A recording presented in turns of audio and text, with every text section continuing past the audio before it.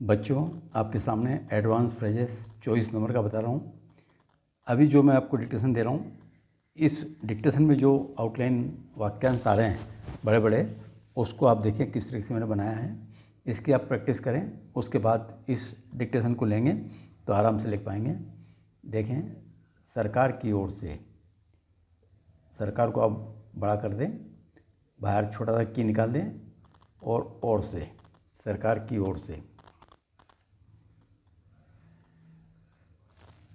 बहुत से बच्चे सरकार इस तरीके से बनाते हैं, सरकार। ठीक है, ये भी गलत नहीं है, लेकिन इसमें हमको थोड़ा कर्व देना पड़ता है। अगर आप जल्दी से सीधा सीधा बनाएंगे तो स्पीड से बना पाएंगे। उदाहरण के लिए, उदाहरण का हमारे पास डाउनवर्ड रहा शब्द चिन्ह और लिए का भी है, तो इसको आप उदाहरण के लिए बना सकते हैं। अगर शब्द आता औरों के लिए,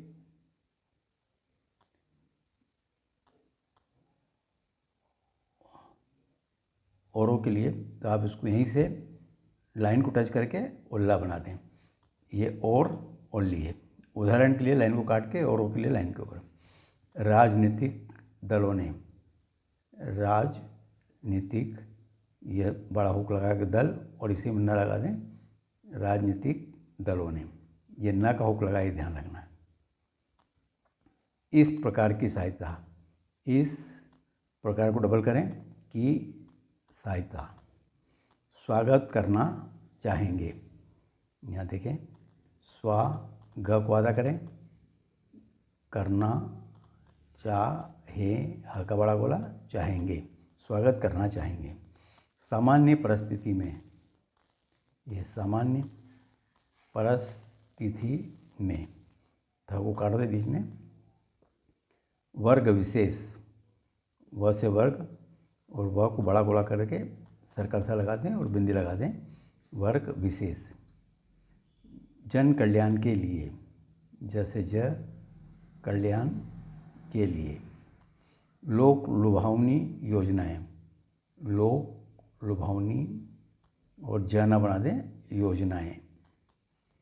आरंभ कर दी है, डाउनवर्ड माँ भाग उधार करें, कर दी है। राजकोटी कोसी घाटा, ये राज कोसी और घर से काट दें, घाटा। चिंता का विषय, ये चिंता और विषय लगा दें, का ओमिट कर दें। आकलन किया जाए, आ का डेस्क करा के कलन कर दें, आकलन किया जाए। कम से कम, का स और का लाइन से ऊपर। केंद्र व राज्य सरकार, केंद्र को डबल कर दें, वो राज्य सरकार। केंद्र और वह लगा दें यहाँ, केंद्र व राज्य सरकार। उपयोग कर रहा है, लाइन को काट के उपयोग कर रहा है को डबल कर दें, उपयोग कर रहा है। आर्थिक स्थिति में, डाउनवर्ड रह करके, आर्थिक स्थिति में। इस बात की परवाह, इस बात को आधा करें कि परवाह। किस प्रकार से, किस प्रकार से। वित्तीय स्थिति, वित्तीय स्थिति। तो बच्चों, ये डिक्टेशन में आने वाले फ्रेजेस हैं। अब एक बार फिर से देख लें।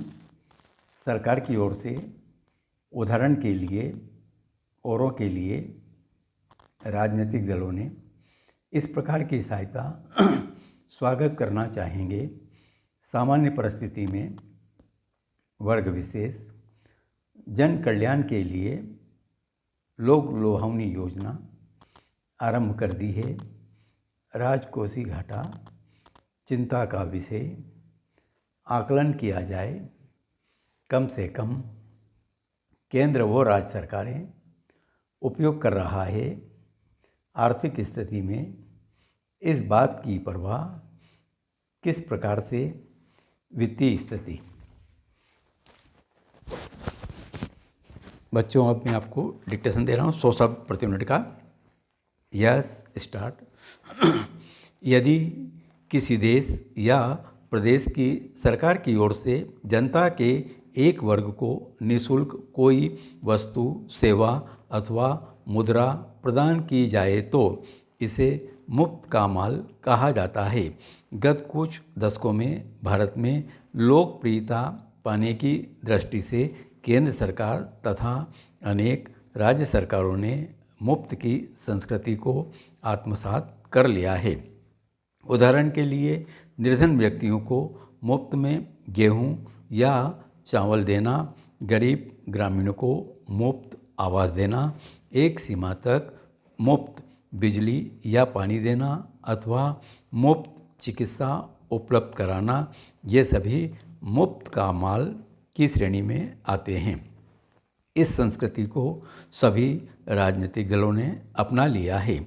इन दलों को लगता है कि विधानसभा तथा लोकसभा के चुनाव में उनकी सफलता इसी पर निर्भर करती है कि वे कितनी वस्तुओं तथा सेवाओं को मुफ्त में बांट सकते हैं।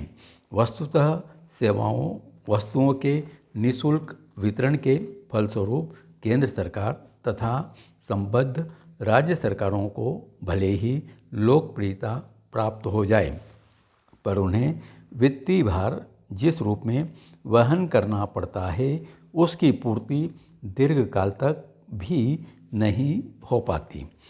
अनेक ऐसी तदर्थ योजनाएं हैं जिनके तहत निर्देशित समूह को सहायता दी जाती है। इसके लिए सरकार कोई शुल्क नहीं लेती। यहाँ हमें आपातकालीन तदर्थ योजनाओं तथा स्थायी योजनाओं का अंतर समझना होगा। यदि बाढ़, सूखे या आपदा की स्थिति में नागरिकों को सरकार की ओर से सहायता दी जाती है अथवा महामारी जैसे कोरोना के समय मुफ्त राशन तथा चिकित्सा उपलब्ध कराई जाती है, तो इस प्रकार की मुफ्त सहायता को सरकार का दायित्व समझा जाना चाहिए। इनका सभी लोग स्वागत करना चाहेंगे। एक प्रजातांत्रिक देश में यह सरकार से अपेक्षित भी है, लेकिन सामान्य परिस्थिति में इसे वोट प्राप्त करने का एक माध्यम बनाया जाए अथवा एक वर्ग विशेष की प्रशंसा प्राप्त करने का जरिया मान लिया जाए तो यह किसी भी रूप में विवेकपूर्ण नहीं है। यह एक रोचक तथ्य है कि राजस्थान, पंजाब, उत्तर प्रदेश, दिल्ली, कर्नाटक और तमिलनाडु जैसे राज्यों पर कर्ज का भार काफ़ी होने पर भी वे राजनीतिक दबाव के कारण इस तरह की योजनाओं का सहारा ले रहे हैं। यह उल्लेखनीय है कि 2022 में केंद्र सरकार की प्रत्यक्षतः 740 योजनाएं तथा 67 प्रायोजित योजनाएं जन कल्याण के लिए चलाई जा रही है। इन्हीं के अनुरूप अनेक राज्यों ने भी लोक लुभावनी योजनाएं आरंभ कर दी है। जहां केंद्र सरकार का राजस्व अथवा राजकोषीय घाटा अधिक चिंता का विषय नहीं है, वहीं इन योजनाओं के कारण राज्यों की वित्तीय स्थिति दयनीय होती जा रही है। इनमें असम, बिहार, पंजाब, कर्नाटक, राजस्थान, उत्तर प्रदेश, तमिलनाडु, पश्चिम बंगाल, छत्तीसगढ़ जैसे राज्य प्रमुख हैं। इन राज्यों ने ऋण का भार अधिक होने पर भी लोकप्रिय बनने के लिए अरबों रुपए मुफ्त योजनाओं पर खर्च किए हैं। इन योजनाओं के कारण बढ़ते संकट की वजह से गत माह धर्मशाला में हुई राज्यों के मुख्य सचिवों की बैठक में केंद्रीय वित्त सचिव ने राज्यों को सब्सिडी कम करने, सरकारी सेवाओं के लिए शुल्क बढ़ाने और राजस्व घाटे को कम करने के सुझाव दिए थे। चाहे केंद्र सरकार हो अथवा राज्य सरकारें जन कल्याण की योजनाओं के लिए साधन आवंटित करते समय दो बातों पर फोकस जरूरी है। प्रथम, संबद्ध जन समूह को मदद की ज़रूरत है या नहीं, इसका आकलन किया जाए। इसे अर्थशास्त्र में मांग आधारित दृष्टिकोण कहते हैं। इसके साथ ही यह भी देखना अपरिहार्य है कि कम से कम कितनी राशि उपयुक्त रहेगी।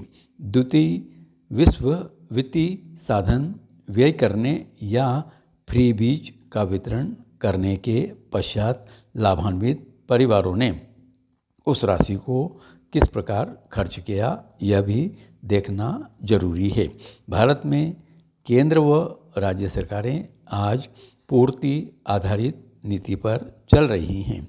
उदाहरण के लिए केंद्र सरकार की किसान सम्मान निधि की अनुपालना में प्रत्येक किसान परिवार को 6,000 रुपये किस प्रयोजन से दिए जा रहे हैं तथा किसान इसका किस प्रकार से उपयोग कर रहा है, देश को इसकी जानकारी नहीं है।